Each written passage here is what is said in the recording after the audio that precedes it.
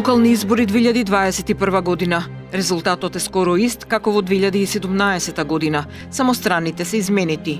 Ако пред 4 години поголемиот број на општини ги доби СДСМ, сега ВМРО-ДПМН славеше победа.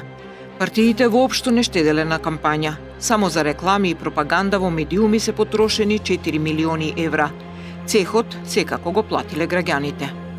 СДСМ и коалицијата потрошиле нешто помалку од 1,2 милиони евра. ВМРО-ДПМН е 1 милион. После следува ДУИ со 750.000 евра, па Алијанса за албанците и Алтернатива со 600.000 евра.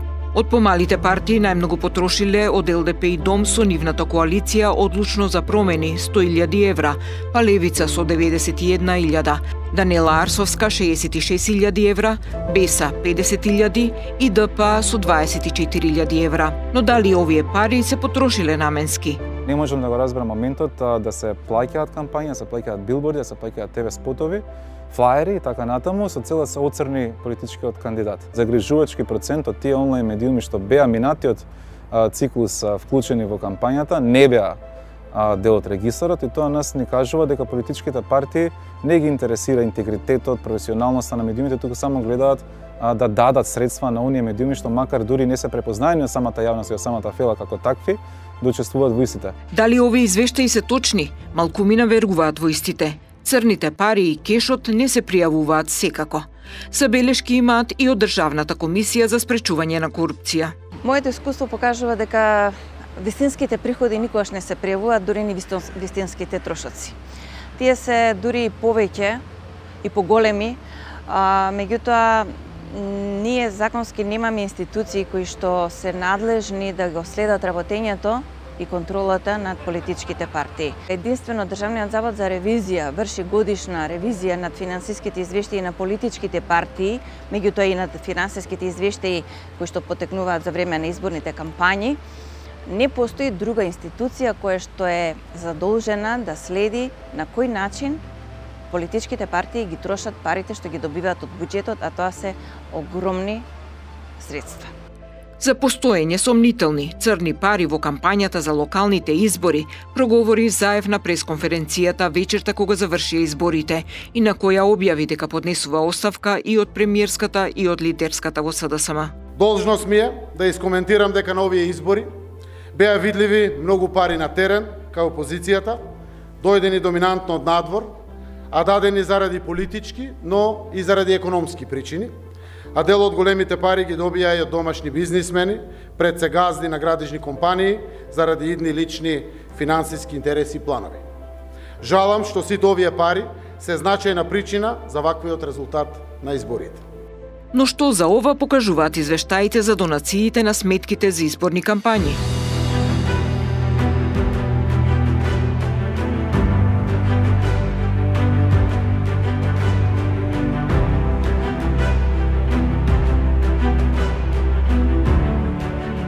ВМРО-ДПМН за првите 10 дена од изборната кампања пријавила дека од трансакцијската сметка префрлиле околу 50.000 евра. Дополнително, како донација се јавува компанијата Интекс АД Скопје со 5.000 евра. Повисоки приходи од пријавени расходи има само кај Данела Арсовска. Таа за кампањата од околу 150 донатори собрала околу 124.000 евра. За разлика од нив, партијата на власт СДСМ не пријавила никакви приходи во финансискиот извештај за првите 10 дена кампања. Предале празни формулари. Во коалицијскиот извештај на СДСМ најдоброто за мојата општина 4 членови: Константин Георгиевски, Јордан Насев, Блаже Ужевски и Елена Георгиевска донирале заедно 7.500 евра. Во истиот извештај има 65 парични донации од околу 40.000 евра. Фирми кои донирале за кампањата се Реском Доел, Ит Ал Кафе Груп и Биоконстракшн ДО со вкупна вредност од околу 30.000 евра. Само за реклами во првиот изборен круг потрошиле 40 пати повеќе пари од тоа што пријавиле на сметката за донации. Многу малку учесници во изборите имаат пријавено приходи. Може да се десетина од нив, ако они обезбедуваат 90% од средствата од буџетот, зашто да не се однесуваат како буџетски корисници? Да има транспарентност, зголемена обврска за транспарентност пред сите надлежни органи, па и пред јавноста. Александар Кажаловски, политички аналитичар и директор на МЦМС, вели дека системот ги прави партиите недопирливи. Партиите, вели тој, не се секираат што ќе се напише во извештаите на ревизорите или на останатите надлежни институции. Додека е таков систем и партиите не дозволуваат тој да се промени, иако декларативно сите се за една изборна единица отворени листи се до тоа, ама еве 8 година не се прави тоа, бидејќи во принцип не им одговара ни на ВМРО да промени, ни на СДСМ, ни на ДУИ, и тоа веројатно ќе остане така и го затвара, да би рекол, коруптивниот циклус, бидејќи нема соодветна конкуренција и односно не се дозволува да дојде до израз соодветна конкуренција заради таквите правила на игра. И заради тоа нема отчетност на партиите, нити се секираат што ќе напише Државниот завод за ревизија, пошто нивните пратеници се за собранието, нити се секираат што јавноста ќе каже, освен еве вака како ќе ги тресна јавноста на изборите, ама тоа е еднаш во 4 години, тоа не ги решава проблемите. И кога ќе се смени, пак очигледно другите не ги учат лекциите, туку си викаат па подобро ќе издржиме 4 години опозиција, после ние ќе видиме и тоа така функционира за жал. И не гледам решение додека нема коренити промени во самите партии, од статутите натака или додека не се направи компетитивен системот на избори. Доктор Магнус Охман е експерт за изборни системи во светот. Во изјава за Скуп Македонија, тој вели дека политичките партии прават многу пропусти во финансирањето и трошењето на парите. Most of the money is used for election campaigning. It's sometimes not allowed, but to be honest, once you give funding to political parties, they will find a way of using it. За џаби индексот на корупција го покажува тоа што е. И дека сме 111 место, веројатно пак ќе паднеме уште повеќе за оваа година. И не е проблем само на власта, сметам дека дури избориве покажа и парламентарните овие, довербата во партиите и натаму драматично би рекол опаѓа. Лани имаше 250.000 помалку гласови отколку на претходните парламентарни избори. Сега иако ВМРО да помене на овие избори изгледа како победник и ти имаат помалку гласови отколку што имале кога беа потопени на прошлите избори, така да само рефлектира реалноста дека граѓаните всушност да се помалку имаат доверба во водечките партии и веројатно тоа со ненаменската употреба на средствата само допринесува кон тоа. Кај ДУИ пријавиле само 700 евра на партиската изборна сметка и тоа префрлени од партиската сметка.